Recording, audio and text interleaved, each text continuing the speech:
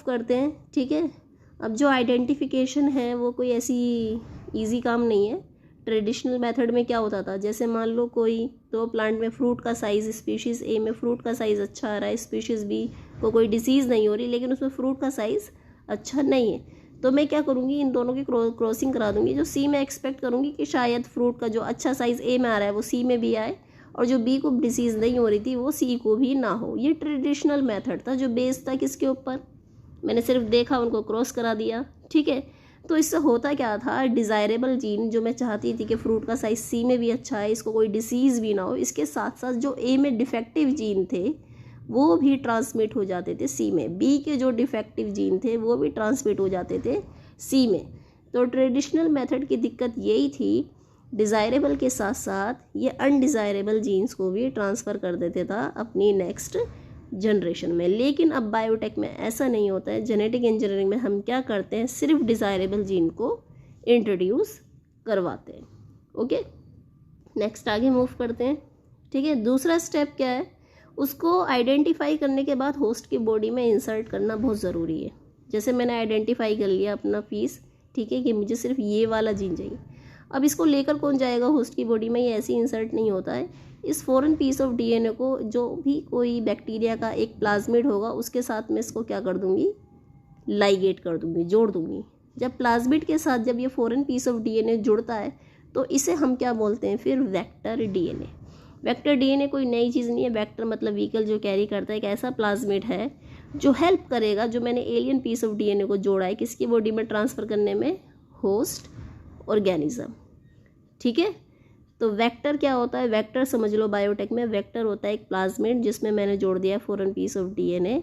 ठीक है, और वो फॉरेन पीस ऑफ डीएनए अब किसकी बॉडी में जा रहा है, होस्ट की बॉडी में जा रहा है।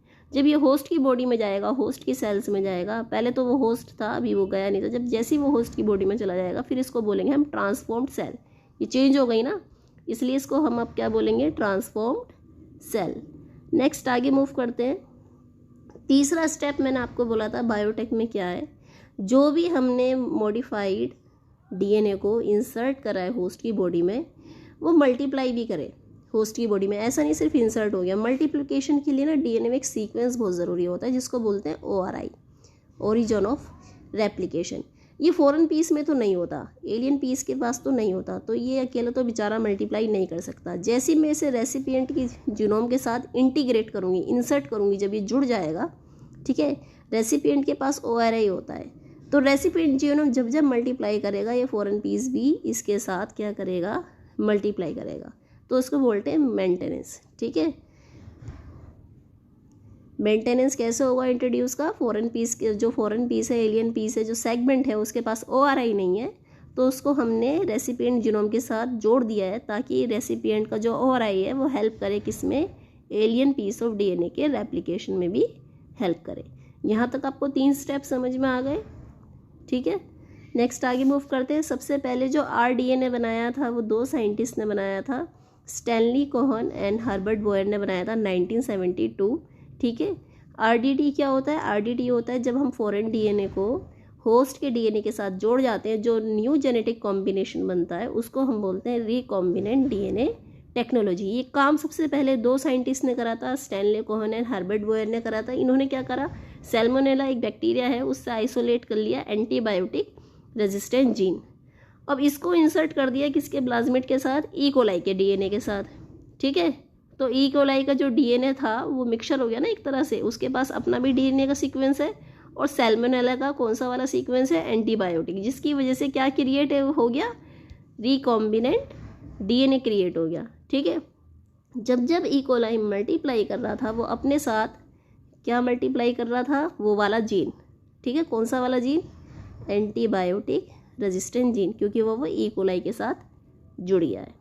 Okay, tools of rDNA, recombinant DNA technology जो है, जो rDNA है वो इतना आसान नहीं है बनाना, उसके कुछ टूल्स यूज़ होते हैं बायोटेक में, वो हम डिटेल में डिस्कस करेंगे। कौन कौन से टूल होते हैं, 3 टूल है बेसिकली। एक तो डीएनए जब हम आइडेंटिफाई करते हैं ना, जो डिज़ायरेबल जीन मुझे सिर्फ चाहिए उसको कट करना बहुत ज़रूरी है, और कट जो है वो किससे होते हैं, एक स्पेशल एंजाइम से होते हैं जिसको हम क्या बोलते हैं, रेस्ट्रिक्शन एंजाइम, मॉलिक्यूलर सीजर्स भी बोलते हैं क्योंकि ये डीएनए के मॉलिक्यूल को कट करता है।